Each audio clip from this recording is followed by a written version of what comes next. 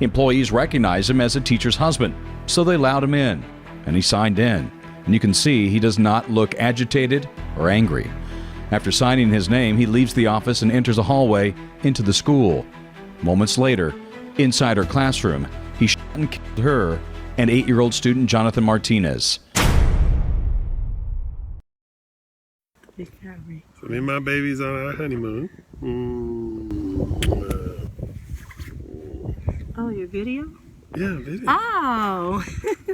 In the early hours of April 10, 2017, police rushed to North Park Elementary School in San Bernardino, California, after frantic 911 calls reported gunfire inside a classroom.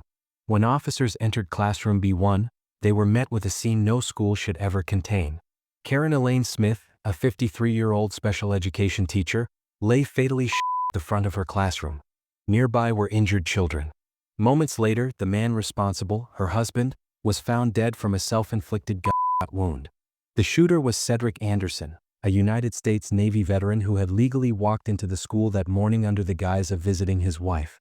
What initially appeared to be a school shooting was quickly revealed to be something far more personal and far more preventable, a case of domestic violence that had crossed into a place meant to protect children. Just 73 days earlier, Cedric and Karen had been newlyweds. There were wedding photos, honeymoon videos, and public declarations of love.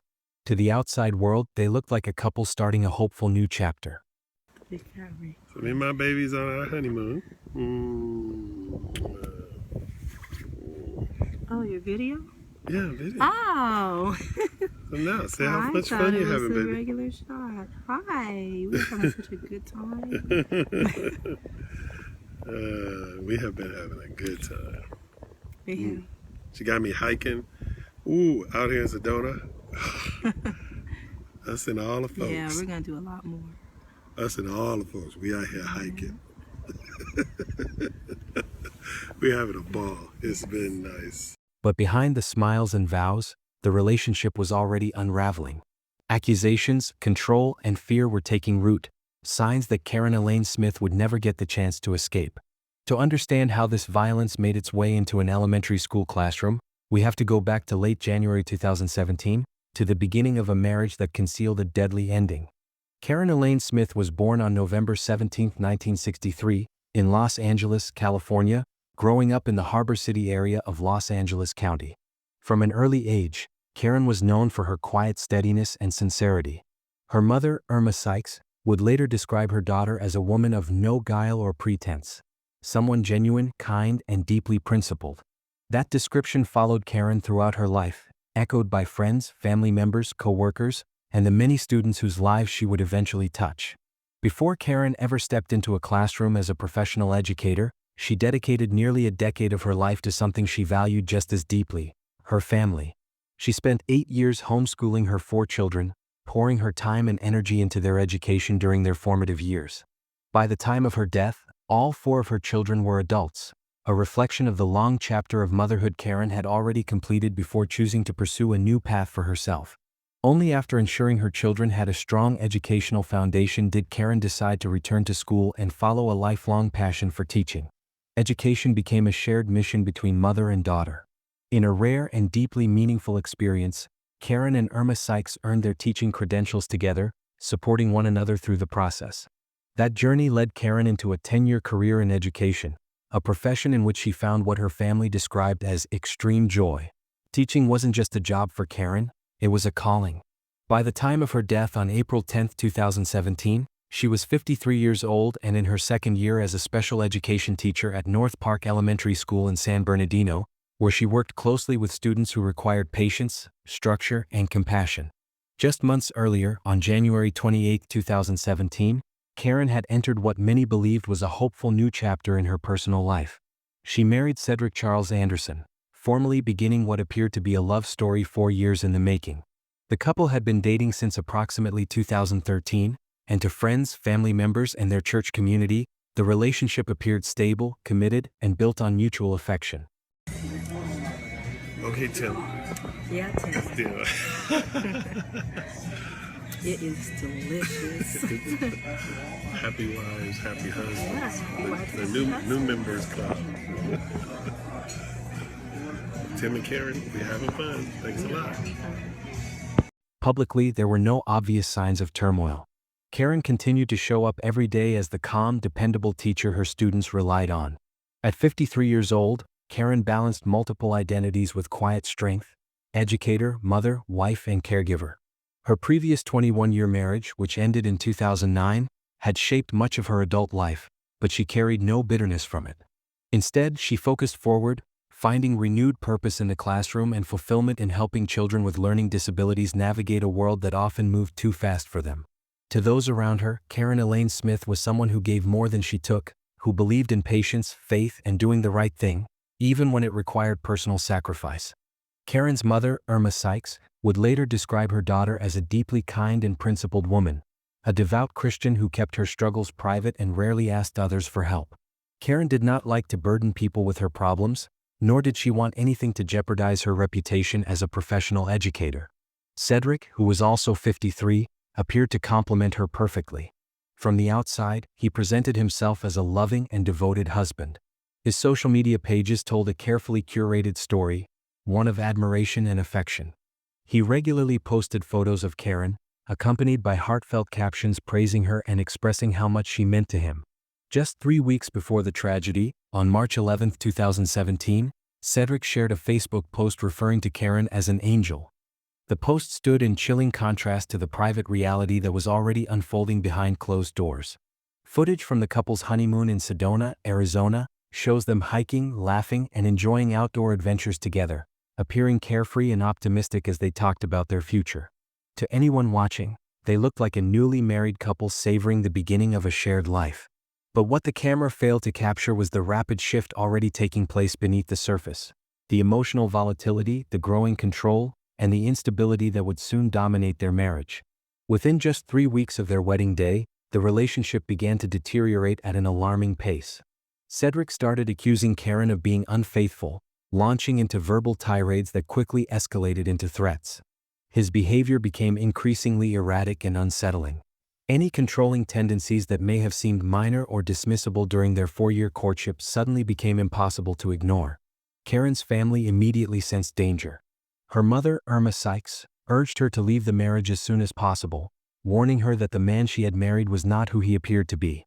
She thought she had a wonderful husband, Sykes would later tell reporters, her words heavy with pain and regret. But she found out he was not wonderful at all. If you're finding these stories meaningful or informative, please consider subscribing to our channel. It really helps us keep bringing you more content like this. By mid-March 2017, barely 6 weeks after exchanging vows, Karen made the difficult decision to leave. She moved out of the home she had briefly shared with Cedric and began staying with family members, dividing her time between relatives' houses in Riverside and Moreno Valley. True to her nature, Karen confided in only a small circle of trusted family members about the abuse she was experiencing. Even as the situation escalated, she remained guarded, reluctant to share her struggles beyond those closest to her. Cedric's reaction to the separation was deeply troubling. He oscillated between desperate attempts to reconcile and increasingly alarming threats. Despite the physical distance Karen had created, he refused to let go. He drove past his daughter's home, where Karen was staying, multiple times. He sent her a relentless stream of messages, including 27 unanswered text messages on April 9th alone, the day before he would kill her. Many of the texts professed love and remorse, but woven into them were statements that, in hindsight, were unmistakable warning signs. 2 weeks before the shooting, Cedric confided in an acquaintance at a gas station, venting about his failing marriage. During the conversation, he reportedly made choking gestures while talking about his wife and even mentioned threats to, in his words, kill the family. What makes this case especially chilling is the double life Cedric maintained until the very end. While privately stalking his estranged wife and voicing violent thoughts to acquaintances, he continued to post loving messages about Karen online. Friends, church members, and even some relatives who were unaware of the abuse saw only the public version of Cedric Anderson, a devoted husband, never realizing the private nightmare Karen Elaine Smith was desperately trying to escape. April 10, 2017 began like any other school day at North Park Elementary School in San Bernardino, California. The campus, which served roughly 580 students from kindergarten through 6th grade, was already operating under heightened security procedures. Just 16 months earlier, in December 2015, San Bernardino had been the site of a devastating terrorist attack at the Inland Regional Center, where 14 people were killed and 22 others were seriously injured. The community was still struggling to heal from that trauma, and local schools had implemented additional safety measures in response. Yet on this particular morning, those precautions would prove tragically insufficient against a threat that did not come from an unknown outsider, but from someone with legitimate access to the school, a teacher's husband. At approximately 10:27 a.m., frantic 911 calls began pouring into the San Bernardino Police Department. Multiple callers reported hearing gunshots inside the school building, specifically coming from classroom B1, the special education classroom taught by Karen Elaine Smith. What those callers were describing was the result of Cedric Anderson's carefully planned and deliberate attack on his estranged wife. In just-released video, we see the gunman Cedric Anderson. At first, he walks by the office to try to get in a door at North Park Elementary in San Bernardino. There is no sign of no sign that he's about to go on a murder rampage. The door is locked, so Anderson calmly goes to the school office. Employees recognize him as a teacher's husband, so they allowed him in, and he signed in. And you can see he does not look agitated or angry. Of course, the office staff had no way to know what he was planning. After signing his name, he leaves the office and enters a hallway into the school. Moments later, Anderson confronted his estranged wife, Karen Smith, a special needs teacher. Inside her classroom, he threatened her and 8-year-old student Jonathan Martinez. Anderson had arrived at the school earlier that morning with a clear and calculated plan. He signed in at the front office, telling staff he was there to drop off an item for his wife. This raised no immediate concerns. Spouses and family members occasionally stopped by the school to deliver forgotten items or messages. Few people at the school were aware that Karen and Cedric were separated, as she had chosen to keep her personal life private. After signing in, Anderson walked directly to Karen's classroom.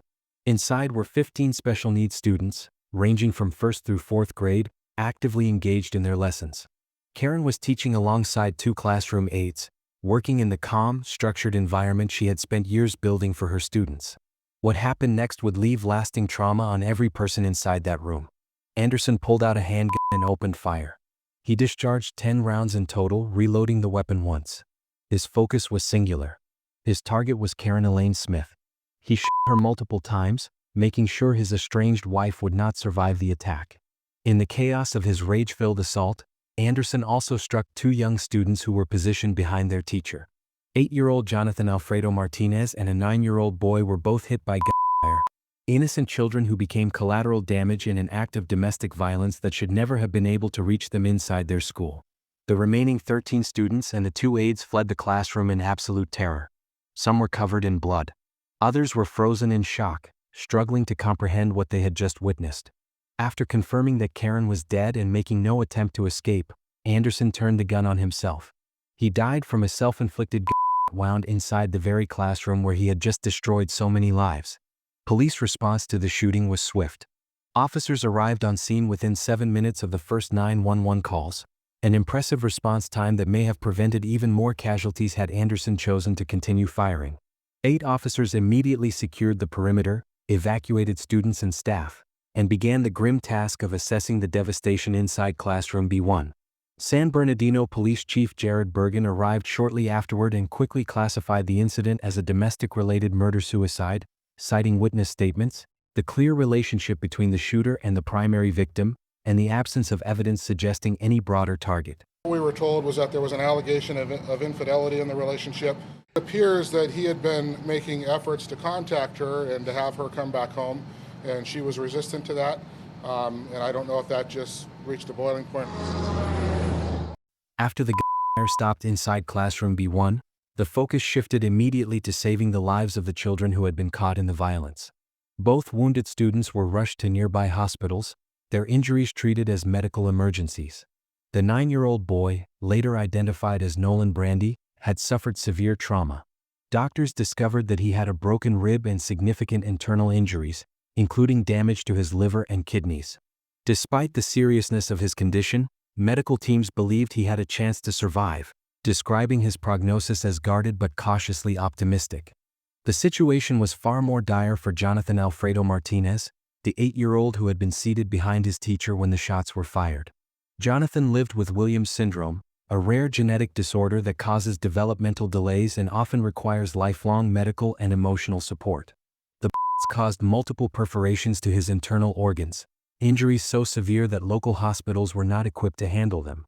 He was airlifted to Loma Linda University Medical Center, where trauma surgeons worked around the clock in an effort to stabilize him. Despite their relentless efforts, Jonathan's injuries were simply too extensive. On April 11, 2017, one day after the shooting, Jonathan passed away. His death made him the third fatality in an act of violence that should never have occurred.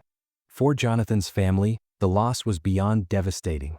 They were already navigating the complexities of raising a child with special needs, a role that demands extraordinary patience, advocacy, and love. Now, instead of continuing that journey, they were forced to plan their son's funeral. All of it stemmed from a moment of unchecked rage, carried into a place that was supposed to be safe, a classroom filled with children. While doctors fought to save lives inside hospitals, chaos unfolded outside the school. Parents flooded the area after hearing reports of an active shooter, many receiving little to no official communication from the school itself. Some learned about the shooting through social media alerts or breaking news coverage, intensifying the fear and confusion.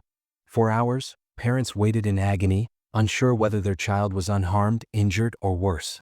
The scene outside North Park Elementary was overwhelming. Ambulances lined the streets, police cars and fire trucks crowded the area, helicopters hovered overhead, and terrified families pleaded for answers that authorities could not yet provide. A single classroom on the school campus. The suspect had come to the classroom to visit the adult female that was in the classroom. We believe the two children were the unfortunate recipients by being in proximity to the female at the time of the incident. When parents were finally reunited with their children, relief was often mixed with shock. We're taking it moment by moment. It's pretty unnerving. It's stressful. I just want him to be okay and to feel safe. You can get in without being pre-approved. That's the big one. It shouldn't have been like that in the first place. Not everything happens in healing in one day. This is going to take us some time.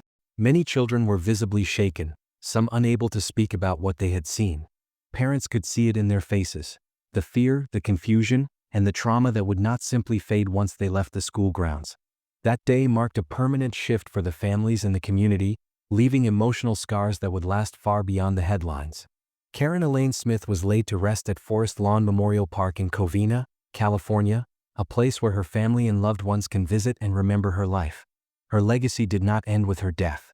It lives on through her 4 children who carry her values forward, and through the countless students whose lives were shaped by her gentle guidance, patience, and unwavering dedication to special education. Despite spending only a short time at North Park Elementary School, Karen left an impact that far outlasted her years there. Those who knew her remember her not just as a teacher, but as a pure spirit, someone who approached her work with compassion, humility, and genuine care. She was deeply committed to helping children with special needs grow, learn, and believe in themselves, and that devotion remains the truest reflection of who Karen Elaine Smith was and how she will continue to be remembered. So me and my baby's on our honeymoon. Oh, your video? Yeah, video. Oh. So now, see how much fun you're having, baby. A regular shot. Hi. We're having such a good time. We have been having a good time. Yeah. She got me hiking. Ooh, out here in Sedona. Us and all the folks. Yeah, we're going to do a lot more. Us and all the folks. We out here hiking. We're having a ball. It's been nice. Okay, Tim. Yeah, Tim. Still. It is delicious. Happy wives, happy husbands. Yeah, happy wives, The happy new members club. Tim and Karen, we're having fun. Thanks a lot. This case serves as a stark reminder that domestic violence does not exist in isolation. When warning signs are missed, minimized, or hidden behind closed doors, the consequences can reach far beyond the home, into classrooms, communities, and the lives of those who had no connection to the conflict at all. North Park Elementary would eventually reopen, but for the families, students, and teachers affected, nothing would ever truly return to normal. The legacy of that day lives on, not only in grief, but in the urgent reminder of why recognizing and addressing domestic violence early can mean the difference between life and death. What are your thoughts on this case? Share your opinion in the comments below. And if you found this story important and impactful, please like, share, and subscribe for more true crime stories.